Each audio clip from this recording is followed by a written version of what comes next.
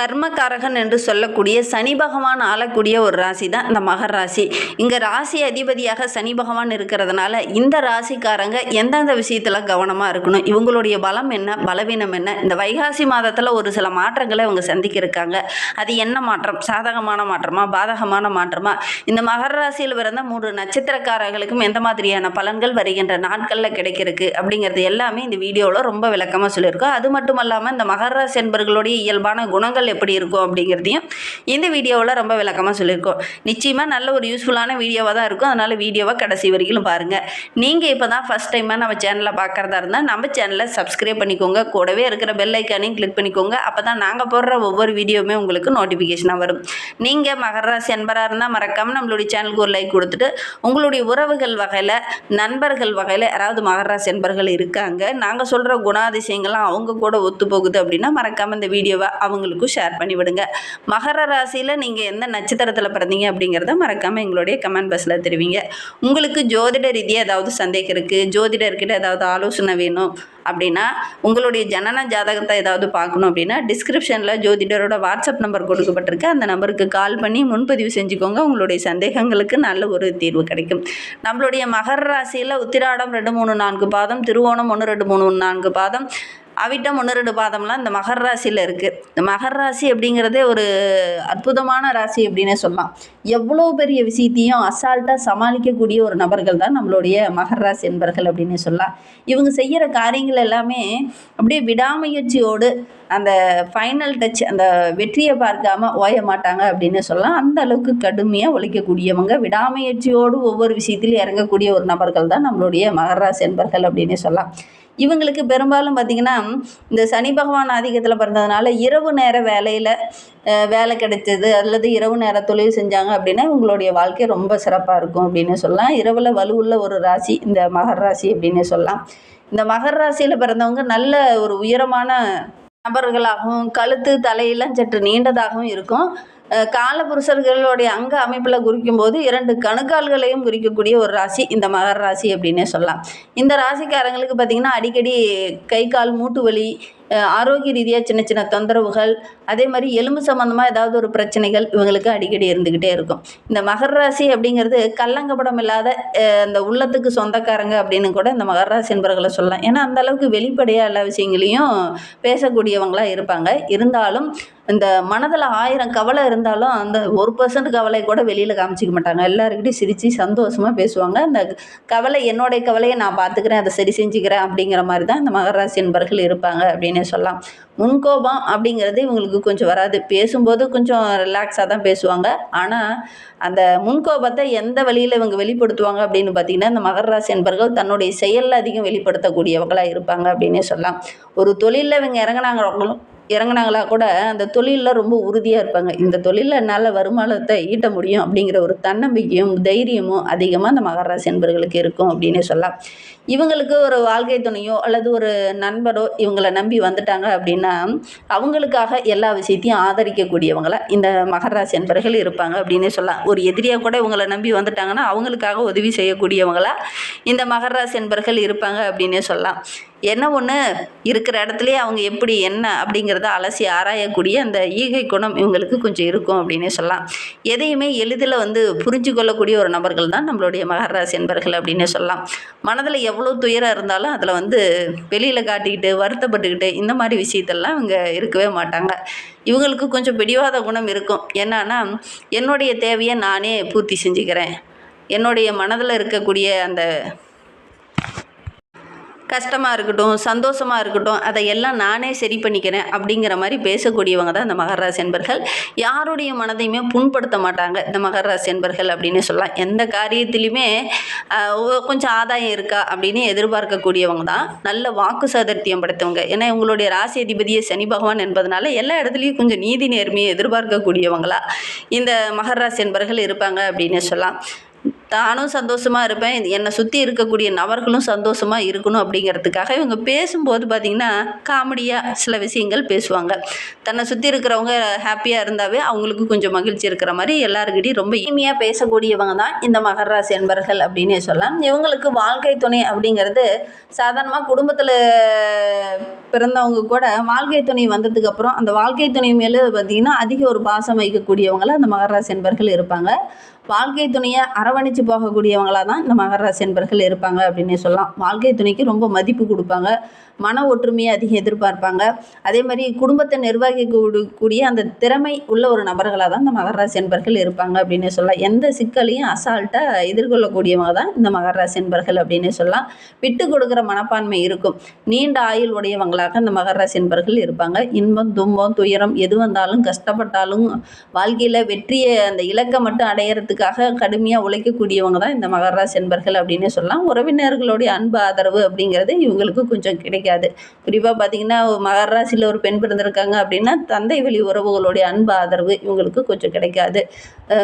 திருமண வாழ்க்கைக்கு அப்புறம் பார்த்திங்கன்னா அது கிடைக்கிறதுக்கான சாத்தியக்கூறு கொஞ்சம் குறைவு அப்படின்னு சொல்லலாம். இவங்களுக்கு புத்திர பாக்கியம் அப்படிங்கிறது கொஞ்சம் தாமதமாக தான் கொஞ்சம் அமையும். குழந்தைகள் பிறந்ததுக்கு அப்புறம் பார்த்திங்கன்னா பெரும்பாலும் எங்களுடைய வாழ்க்கையில் ஓரளவுக்கு அனுகூலமான பலன் கிடைக்கும் அப்படின்னு சொல்லலாம். இவங்களுக்கு முதல் குழந்தை ஒரு ஆண் குழந்தையாக தான் பிறப்பதற்கான சாத்தியக்கூறு இருக்குது அப்படின்னு சொல்லலாம். உங்களுக்கு என்ன குழந்தை பிறந்திருக்கு அப்படிங்கிறத மறக்காமல் எங்களுடைய கமெண்ட் பாக்ஸில் தெரிவிங்க. அதே மாதிரி இரண்டாவது குழந்தை ரொம்ப சுறுசுறுப்பான குழந்தையாக இருக்கும், கொஞ்சம் துன்றியமான குழந்தையாக இருக்கும் இந்த மகர ராசி அன்பர்களுக்கு அப்படின்னே சொல்லலாம். உங்கள் வீட்லேயும் அந்த மாதிரி தான் இருக்கா அப்படிங்கிறத மறக்காமல் எங்களுடைய கமெண்ட் பாக்ஸில் தெரிவிங்க. சரி, நம்மளுடைய மகர ராசி அன்பர்களுக்கு இந்த வைகாசி மாதம் எப்படி இருக்குது, என்னென்ன மாற்றங்களை கொடுக்க போகுது அப்படிங்கிறத தொடர்ந்து பார்க்கலாம் வாங்க.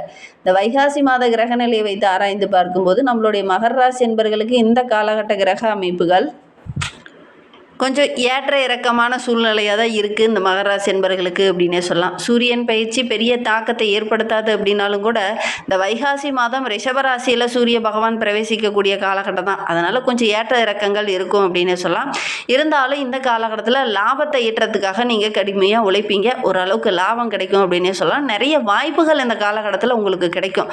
பொதுவாகவே மகர ராசி அப்படின்னாவே வாய்ப்புக்காக இயங்கக்கூடிய ஒரு ராசி அப்படின்னே சொல்லலாம். எல்லா திட்டங்களும் பிளானையும் கரெக்டாக போட்டு வச்சுருப்பீங்க. ஏதாவது ஒரு வாய்ப்பு கிடைச்சா நம்ம அந்த வாய்ப்பை பயன்படுத்திக்கிட்டு முன்னுக்கு வந்துடலாம் அப்படின்னு நீங்கள் நினைக்கக்கூடிய ஒரு நபர்கள் தான். ஆனால் இந்த வைகாசி மாதத்தில் இந்த மாதிரி நிறைய வாய்ப்புகள் உங்களுக்கு கிடைக்கிறதுக்கான சாத்தியக்கூறு அதிகமாக இருக்குது. தொழிலையாகட்டும், வியாபாரத்துலேயாகட்டும், வேலை செய்கிற இடத்துலையாகட்டும் நிறைய சக்ஸஸ்ஃபுல்லான விஷயங்கள் உங்களுடைய கண்ணில் கிடைக்கும். எல்லாத்தையும் அசால்ட்டாக சமாளிப்பீங்க. அந்த அளவுக்கு கிரக அமைப்புகளும் உங்களுக்கு ரொம்ப சாதகமாக இருக்குது அப்படின்னு சொல்லலாம்.